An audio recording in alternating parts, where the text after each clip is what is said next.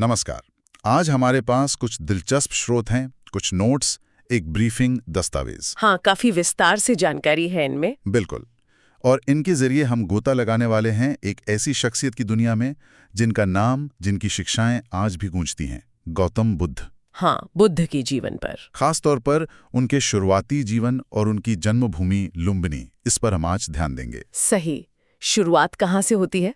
हमारा मकसद सीधा है। इन दस्तावेजों के आधार पर समझें कि सिद्धार्थ यानी बुद्ध, उनके जीवन के शुरुआती पड़ाव कैसे थे, लुम्बिनी की क्या कहानी है, क्यों महत्वपूर्ण है, और इन सब बातों के पीछे के सबूत क्या है, ऐतिहासिक आधार क्या है। हाँ बिल्कुल। तो चलिए इन स्रोतों को जरा खोलते हैं, देखते हैं इनमें क्या छिपा है। चलिए शुरू करते हैं। तो शुरुआत करते हैं बिल्कुल बुनियादी जानकारी से। गौतम बुद्ध, उनका बचपन का नाम सिद्धार्थ था। सिद्धार्थ गौतम। हाँ, शाक्य कुल के थे वो। पिता राजा शुद्धोधन और माँ रानी महामाया। और यहीं एक दुखद बात भी आती है ना स्रोतों में। हाँ, कि उनके जन्म के कुछ ही दिन बाद उनकी माँ का देहांत हो गया था। और यहीं पर एक बहुत ही दिलचस्प मोड़ आता है। कहा जाता है कि जन्म के वक्त ही उनके बारे में एक भविष्यवाणी हुई थी। हाँ, वो काफी मशहूर है कि ये बालक या तो एक चक्रवर्ती सम्राट बनेगा, मतलब ऐसा राजा जिसका राज पूरी दुनिया पर हो, बहुत बड़ी बात, या फिर एक महान संत, एक ऐसा साधु जिसका ज्ञान दुनिया को रास्ता दिखाएगा। जरा सोचिए, जन्म के समय ही दो इतने अलग, इतने विशाल रास्ते। बिल्कुल। राजा या संत। हाँ, और ये भविष्यवाणी मतलब सिर्फ सिद्धार्थ के भविष्य की नहीं थी, ये शायद उस समय के समाज की सोच भी दिखाती है। राजसी ताकत या फिर आध्यात्मिक प्रभाव। अच्छा, ये दो बड़े विकल्प थे। स्रोत बताते हैं कि पिता राजा शुद्धोधन, जाहिर है वो तो उन्हें राजा ही बनते दिखना चाहते थे। स्वाभाविक है। हाँ, तो इस नजरिए से देखें तो सिद्धार्थ ने जो रास्ता बाद में चुना वो और भी ज्यादा कह सकते हैं क्रांतिकारी लगता है। सही बात है। अच्छा, अब अगर हम ऐतिहासिक तारीखों पर आएं, जन्म की तारीख, स्रोतों में क्या मिलता है? हाँ, तारीख। स्रोतों के आधार पर जो सबसे मान्य तारीख है वो है 563 ईसा पूर्व। 563 ईसा पूर्व। पर ये तारीख आई कहाँ से? मतलब कोई एक पक्का शिलालेख है या?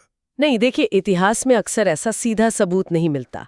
ये कई चीजों को मिलाकर तय की गई है। अच्छा, जैसे श्रीलंका के पुराने रिकॉर्ड्स और कहानियां।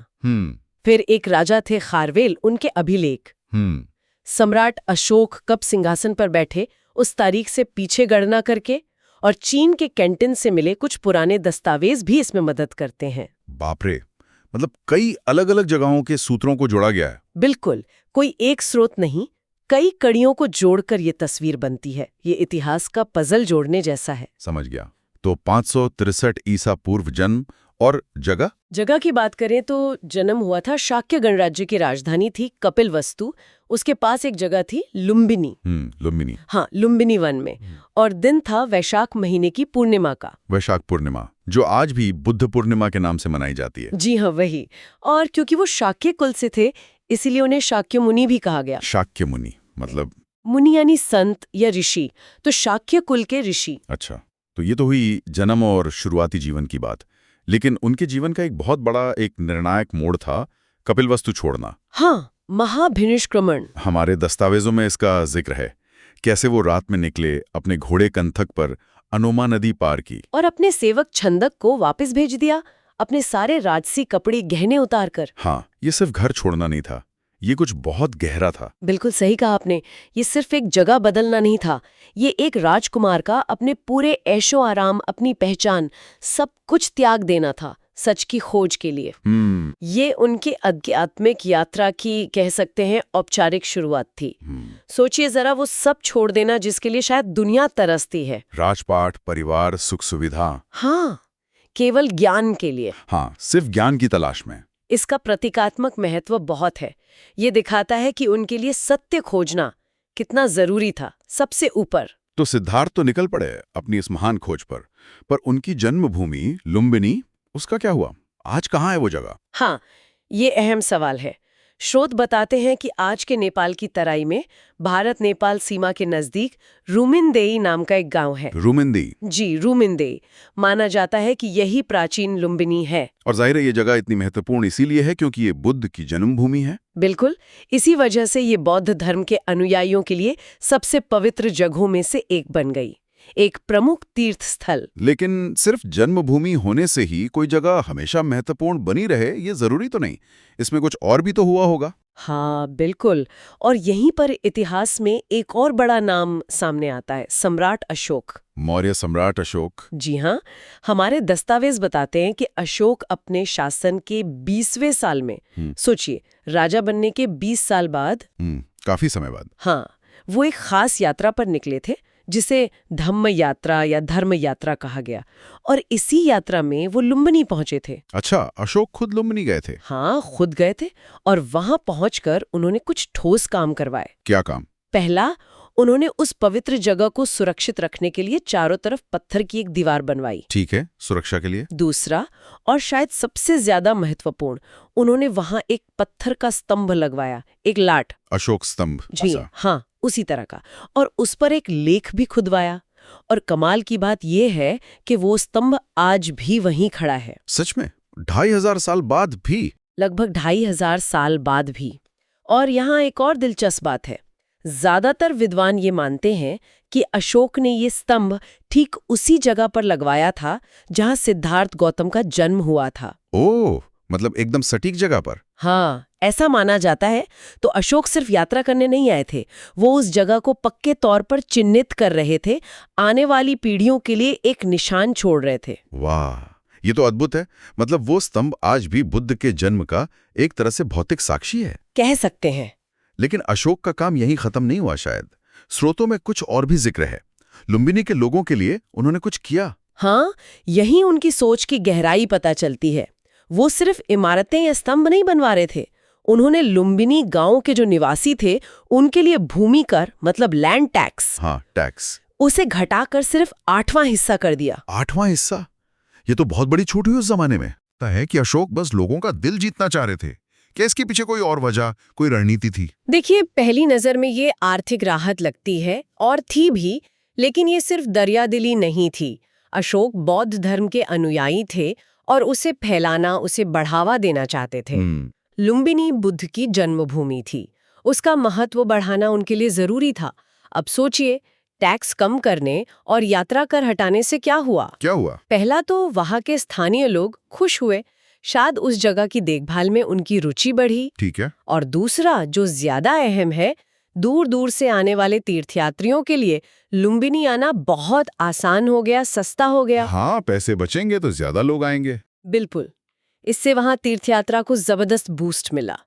तो ये कदम लुम्बिनी की पवित्रता को स्थापित करने के साथ साथ उसकी पहुंच को भी बढ़ा रहे थे। ये दिखाता है कि कैसे एक शासक अपनी नीतियों से, आर्थिक नीतियों से किसी धार्मिक स्थल के भविष्य को मजबूत कर सकता है। ये तो बहुत ही दिलचस्प विश्लेषण है। मतलब आर्थिक नीतियां और धार्मिक प्रचार दोनों साथ साथ। हाँ, ये स्टेट पॉलिसी का हिस्सा था, सिर्फ आस्था का नहीं। अच्छा, अब हमारे स्रोत ये भी बताते हैं कि अशोक सिर्फ लुम्बिनी नहीं रुके, वो कपिलवस्तु भी गए थे, सिद्धांत का घर। जी हाँ, वो कपिलवस्तु भी गए। वहां उन्होंने क्या किया?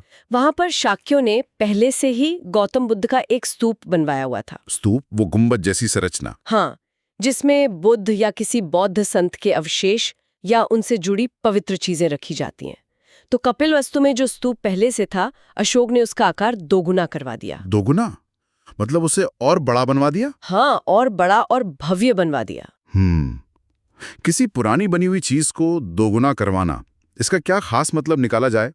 देखिए, किसी पुरानी सम्मानित संरचना को और बड़ा करना, उसे बेहतर बनाना, ये हमेशा उस जगह और उससे जुड़े व्यक्ति के प्रति शासक के बढ़ते हुए सम्मान को दिखाता है। अच्छा। और उस चीज के बढ़ते हुए महत्व को भी। ये एक तरह से घोषणा थी कि ये जगह और ये व्यक्ति इतने महत्वपूर्ण है कि इनकी निशानी को और भी शानदार होना चाहिए। समझ गया। तो स्तूप का आकार दोगुना करवाना बुद्ध की विरासत को सहेजना भी था और उसे और महिमा मंडित करना भी, और साथ ही ये अशोक की अपनी गहरी बौद्ध आस्था का भी प्रमाण था।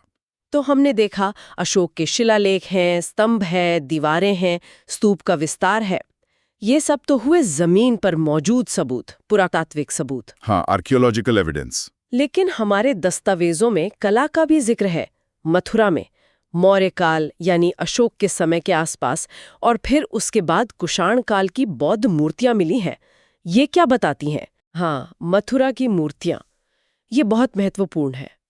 पहली बात तो ये दिखाती हैं कि उस जमाने में, खासकर कुषाण काल में, मथुरा में मूर्तिकला कितनी विकसित हो चुकी थी।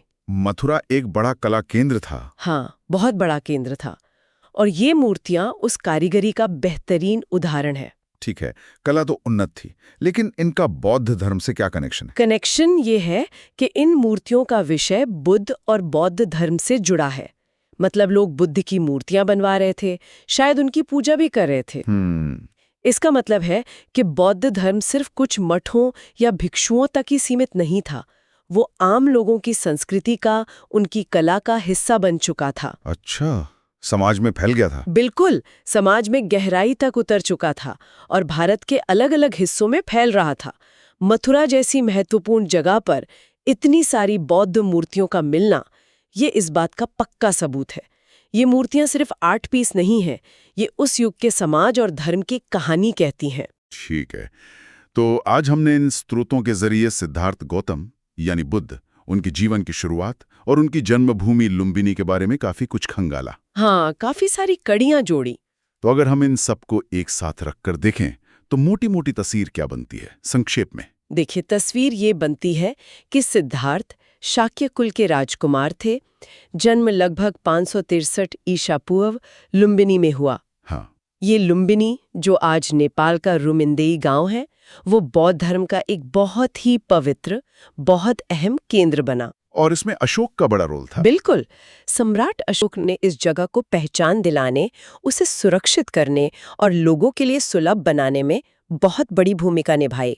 वो स्तंभ लगवाना, दीवार बनवाना, और वो टैक्स वाली बात। हाँ, और खास तौर पर टैक्स में भारी छूट देना और यात्रा कर खत्म करना, ये नीतियां बहुत अहम थी। फिर अशोक कपिलवस्तु भी गए, वहां स्तूप को बड़ा करवाया। जी, जो उनके सम्मान को दिखाता है। और आखिर में मथुरा से मिली वो मूर्तियां, हाँ, मौर्य और कुषाण काल की मूर्तियां हमें बताती हैं कि उस दौर में बौद्ध धर्म, कला और संस्कृति में कितना रच बस गया था। तो ये सारी जानकारी ये हमें सिर्फ कहानियों से आगे ले जाती है ना? बिल्कुल, ये हमें किंवदंतियों से परे बुद्ध के जीवन और उनके समय के समाज, राजनीति, संस्कृति की एक ज्यादा साफ, ज्यादा ऐतिहासिक तस्वीर बनाने में मदद करती है। हाँ, ये दिखाती है कि कैसे जगहों को पहचाना गया, उन्हें महत्व दिया गया और कैसे शासकों के कामों ने भी इतिहास को दिशा दी। बिल्कुल सही।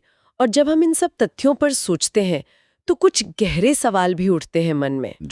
जैसे वो शुरुआती भविष्यवाणी थी ना, महान राजा या महान साधु। हाँ, याद है। जरा सोचिए, अगर सिद्धार्थ ने वो साधु वाला रास्ता ना चुनकर राजा बनने का रास्ता चुना होता तो आज दुनिया का इतिहास कैसा होता?